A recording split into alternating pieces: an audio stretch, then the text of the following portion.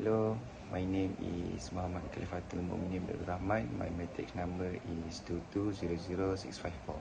So for the first question is, one of the principles of the National Defence Policy is self-reliance. Discuss the importance of the local defence industry in relation to this principle.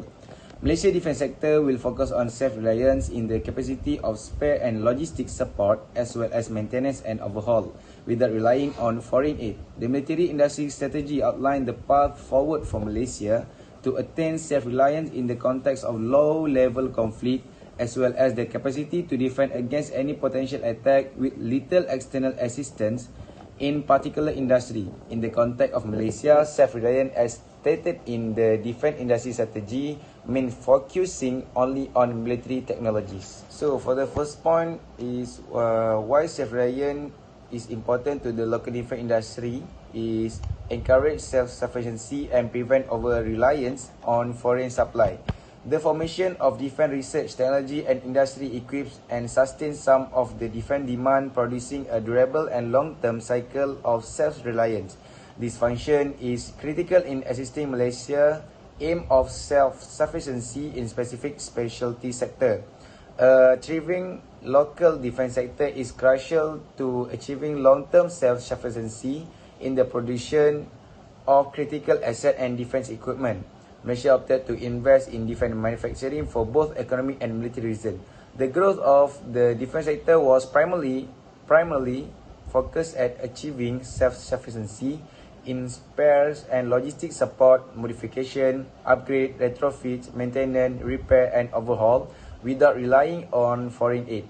Malaysia government regarded the domestic defense industry as essential component of long-term self-reliance by ensuring a continuous supply of weapon, ammunition and spare in time of crisis, thereby ensuring that the performance of weapon procured is not jeopardized by a lack of overseas supply. The second point is develop the capability of becoming a military manufacturer for both home and foreign market. Malaysia has a number of well-established local military science, technology and industry firms that make common user good basic soldering equipment, marine, automotive, aerospace, information and communication technology and armament. This cluster will be reinforced so that industry participants may become more proficient and well-known equipment and service provider for both local and international market. However, there are various reasons to manufacture arms, but the most compelling has always been a fundamentally realized and security-oriented motivation. The necessity to provide a secure source of military equipment to repel attack and defend one's sovereign territory. And the last point for the first question is achieve economic of scale, thus creating employment. Effort to ensure asset and equipment commonality between the MAF and security agency will allow integrated exercise and operation to be carried out more effectively, with operating and maintenance costs reduced owing to component and spare part commonality. This will help the local defense sector attain economies of scale, which will result in cheaper production and procurement costs. Interoperability can also be extended to ASEAN member states and strategically significant nations in order to obtain economy of scale and high level of readiness for the future force. As a result, it improves knowledge development and trust building with other forces, notably during training, exercise and operation. So next, for the second question is explain 4 benefits of that can be gained by our nation and the armed forces by collaborating with local defense industry to supply capital asset and services. So for the first point is maintaining national security with integrity. Second one is increasing the country research and development capabilities, R&D. The third one is the competence to rely on local spare part and logistical assistance for restoration, repair and enhancements without relying on foreign help. And the last one is human capital development. For the first point is maintaining national security with integrity. MAF operational capability as well as making the necessary early preparation in the case of a great power clash for the sake of the country's survival. We will be able to maintain our deterrent capabilities if we can keep our own military hardware and software. This should increase our autonomy in areas like as military intelligence and high-tech defense capabilities. For the second point is increasing the country research and development capabilities R&D to improve local R&D skill and transfer technology from international strategic partner, provide funds for scientific research, application and innovation in order to acquire vital technologies. The human capital required to ensure the defense industry long-term sustainability by incorporating important higher learning institutions in R&D developing the necessary skills. Next, for the third point is the competence to rely on local spare part and logistical assistance for restoration, repair and enhancement without relying on foreign help. Malaysia defense industry is now delivering an increasing number of military assault weapons, small caliber ammunition, aerial reconnaissance vehicle, patrol vessel, ICT-based solution and military gear and apparel. It has also established experience in maintenance, repair and overhaul as well as upgrade and modernization in certain area and the capacity to produce part and component for both domestic and international market. And the last point is human capital development. The defense industry promote a variety of activity aimed at creating individuals with the necessary skill and abilities. Due to job opportunities, the military sector is expanding in three areas, which is land, sea and air application. These applications tend to hire people with a wide range of talent and experience, resulting in a wide range of business opportunities and career opportunities for skilled and semi-skilled workers. Military retire may be integrated into the sector as well. And for the last question is examine 4 challenges in sustaining the local defense industry in Malaysia and suggest action that taken to overcome them. For the first point is a lack of clear government guidelines for the industry future strategic orientation. Second one is the Asian financial crisis has resulted in a decline in the region economic performance. The third one is rebuild its landscape, structure and organization to offer further impetus for its relevance, continuity and long-term growth. And the last one is the competition between established defense corporation and smaller and freshly started defense enterprise is not even. So for the first point is a lack of clear government guidelines for the industry future strategic orientation. Concerns were raised about the government effectiveness in implementing defense industry policy development, increasing the local content of MAF equipment as most of it is still sourced from outside the country, particularly from OEMs, minimal research and development (R&D) activities or export opportunities. OEMs' reluctance to share their technology for fear of additional competition and the inability of OEM to share their technology for fear of additional competition. Next, for the second point is the ASEAN financial crisis has resulted in a decline in the region economic performance. The ringgit value fell, which means that imported items, particularly military equipment, become more expensive, relying on foreign manufacture for the procurement of increasingly complex and technologically advancement weapon platform for the MF will necessitate additional expenditure.